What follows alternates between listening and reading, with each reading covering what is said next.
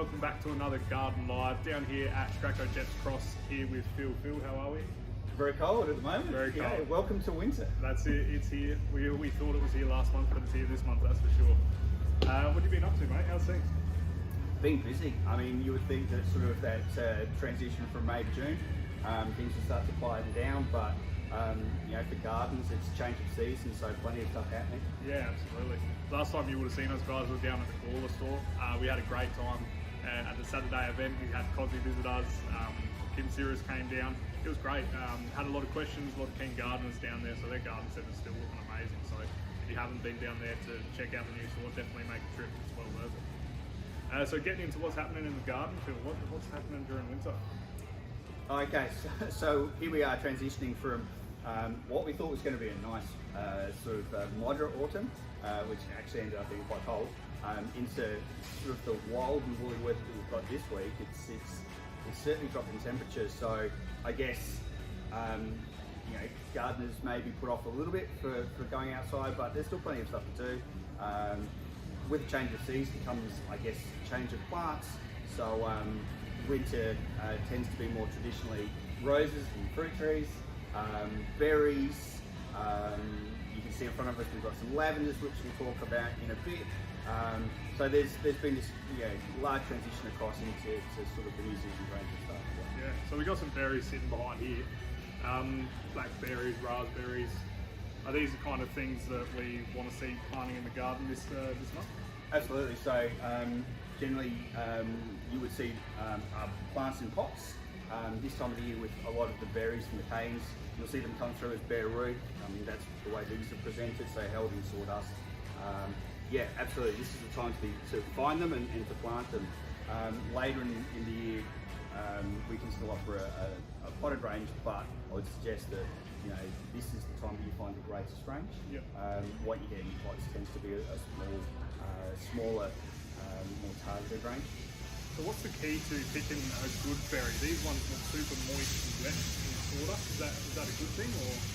Absolutely. So the whole concept is that the mixture in there is designed to maintain sort of a damp medium to keep the roots wettish.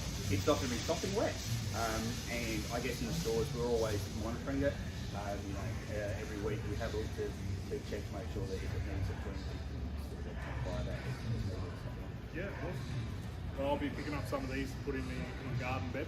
Talking of garden bed, guys, in the garden email that went out this month, got a few specials which we've got scattered around the place.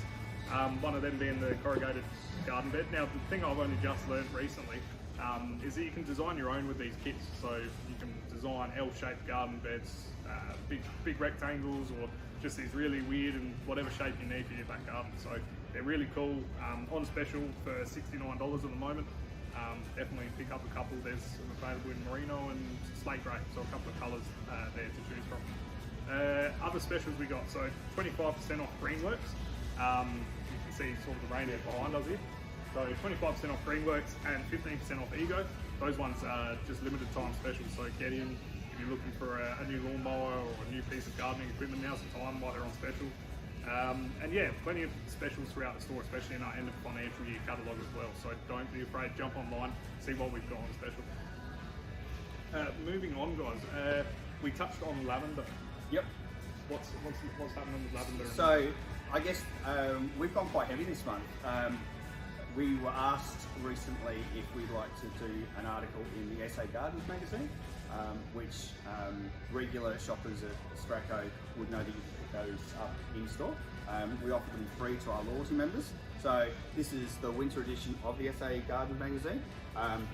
Lead story is a Stratco story, which is great to see. Awesome. So Chris from our St. Mary's store that does all of the garden notes wrote the article for this.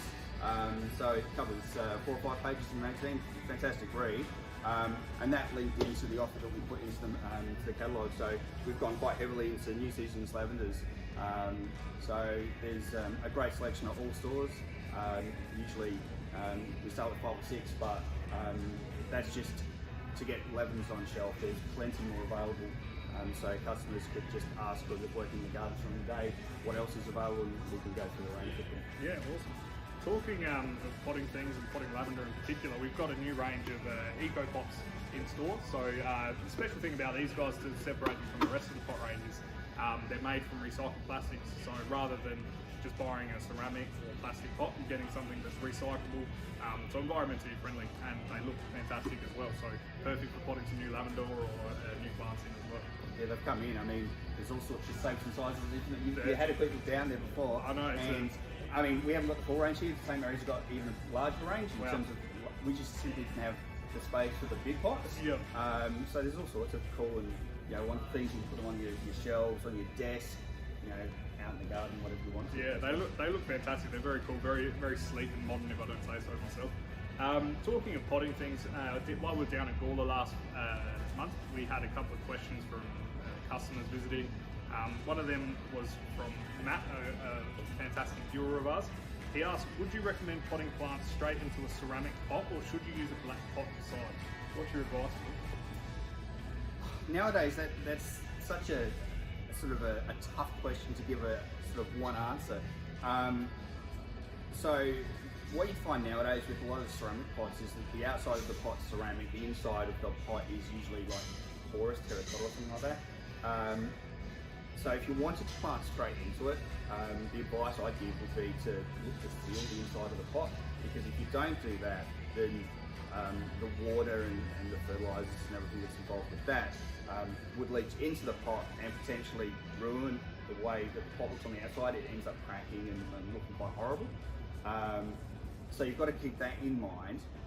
The other thing that I'd say is to keep in mind the shape of the pot. Nowadays, a lot of the pots, while they can be sort of vase shaped, they seem to sort of come in at the top. And the issue that you get is if you sort of plant into them, when the plant outgrows the pot, you can't get it out. Right. So then where are you left? Like, you know, you generally, I mean, we had this with a customer the other day and they had a really large pot, and really the only option was to either A, look to damage the root ball of the plant when they took it out, or B, break the pot. Yeah.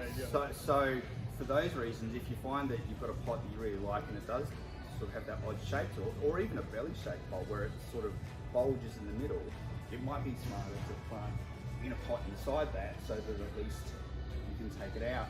The other thing, I guess, is that, you know, with a lot of the more modern day indoor pots, which I guess glazed pots are primarily for indoor use, they don't have drainage holes. Right. So that's probably one of the first things you want to have a look at, is to see what the drainage of the pot's like. If there is no drainage hole, then you've really got no choice but to plant into something else that you can take out and water it from the outside and then move it back in. Yeah, right.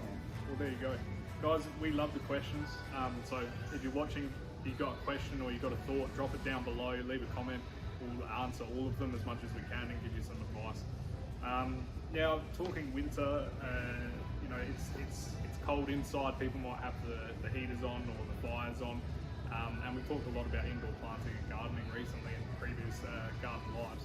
What effect is that going to have on indoor plants? So I guess the biggest thing is that people start to use more heating elements, either fires or heaters or air conditioners for the cycle.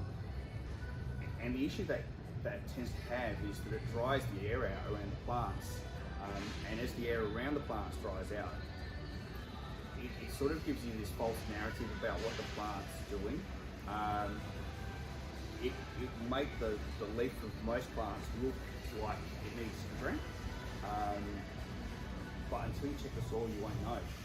So I guess what you've got to be aware of is if you're going to put the heater on or the air conditioner on in certain rooms, you could potentially take the plants out into another room where the air conditioner isn't on, to avoid that situation, or at least you know, before you do, water check to make sure that they need a water. Yep.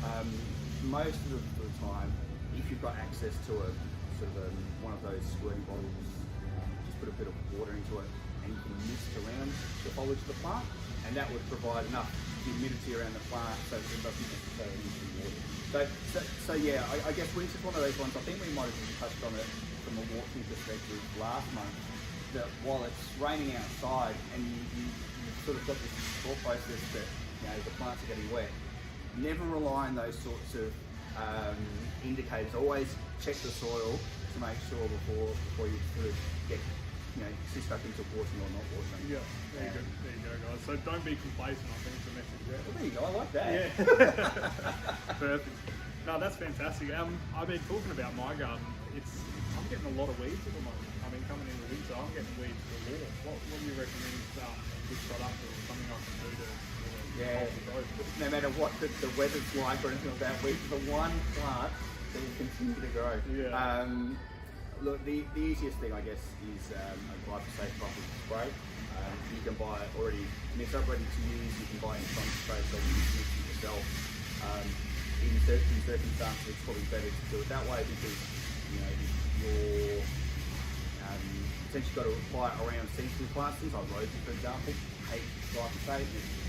If it mists onto the rose, that can potentially cause irreversible damage to the plant. So sometimes it's best just to have the concentrate available. You can mix it up, you can paint it onto the weeds. Obviously, with the weather that we've got, it probably take a little bit longer for you to see the effects. Normally they sort of say about 7 to 14 days. You'd probably be looking 14 days at the moment before you see the effects of poisons like that. I guess if you're only looking at small areas in garden beds and stuff like that, the other potential is to just pour the pepper and put on there. Fair enough.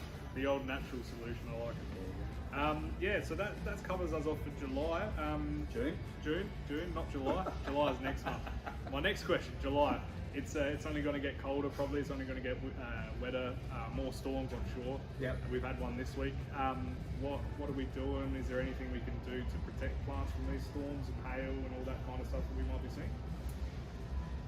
No.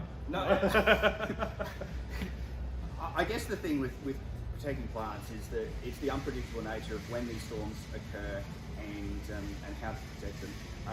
Having access to things like shade cloth around the place that you can put over a lot of your sort of indoor-outdoor type plants to protect the leaves from getting damaged is always good. Checking things like trees that you might have tree ties on or helping to stabilise them. Check those sorts of things before the weather really starts to kick in, because there's nothing worse than sort of being underprepared, having stakes that might be helping a tree, but if they're a little bit short for the job, and then the tree snaps off, and then you've basically got to start from scratch. So all of those little preventatives that you can do to try and mitigate any stormy weather, but it's always hard to predict. Yeah, absolutely. Perfect. Well, I appreciate your time, Phil. Thank you guys for joining us for another Garden Live for June, not July. July will be coming for you in July very soon, another month away. So I'm sure we'll have some more winter updates then. Again, thank you for joining us, guys. Lots of specials in store from the garden EDM that went out. I mean, in terms of outdoor heating, we have a ton of fire pits, ton of heaters and stuff like that, tiki torches, all the goods. So if you're still looking to heat up the outdoor area or keep it lit up during the winter nights, just come down and have a look what we've got. And lots of specials again, 15% off Ego and 25% off Greenworks. That one's running until July, so you've got plenty of time. But don't sit on your laurels, just get in and grab what you need, because this is a great special. And to be honest, I'd be surprised if there's much left sort of come July, so yeah, don't wait. And as always, guys, leave us some questions, drop them down below. We want your questions, we like them, we talk about them, it keeps us busy. So just drop them down and ask some questions. All right, thank you, Phil. All right, see you in July. We'll see July. Yes, July. Cheers, guys. Thanks.